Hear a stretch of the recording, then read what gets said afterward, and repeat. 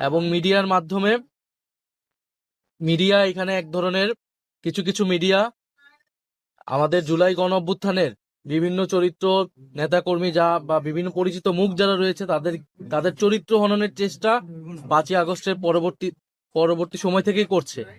এবং তাহারিমা জান্নাত সুরভির ঘটনাটাও কোনো বিচ্ছিন্ন ঘটনা নয়। এই ঘটনাও আমরা সেটারই একটা ধারাবাহিকতা হিসেবে দেখি।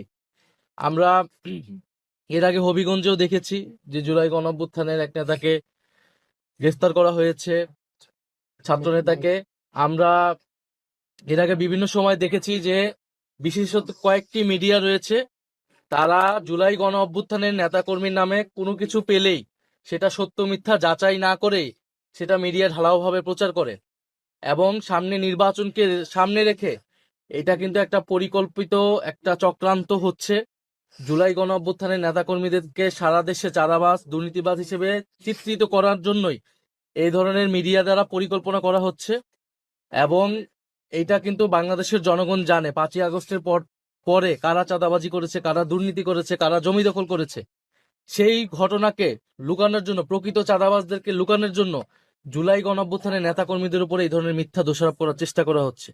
এবং যে সকল মিডিয়া এই কাজগুলা করছে, নামই বলতে পারি, ধরেন কালের কণ্ঠ, কালবেলা, এই ধরনের মিডিয়া হাউসগুলা থেকে জুলাই গণ অভ্যুত্থানের এনসিপি নেতাকর্মীদের বিরুদ্ধে ক্রমাগত অপপ্রচার চলছে। এবং এই মিডিয়াগুলা কারা পরিচালনা করছে, তাদের মালিক, তাদের সম্পাদকদের কারা বসিয়েছে 5ই আগস্টের পরে, এটাও কিন্তু বাংলাদেশের মানুষ জানে। ফলে আমরা নির্বাচনকে ঘিরে যদি দেখি যে মিডিয়া নিরপেক্ষ অবস্থান না নেয়, বেশিরভাগ মিডিয়া কোন একটা দলের পক্ষে অবস্থান নেয়।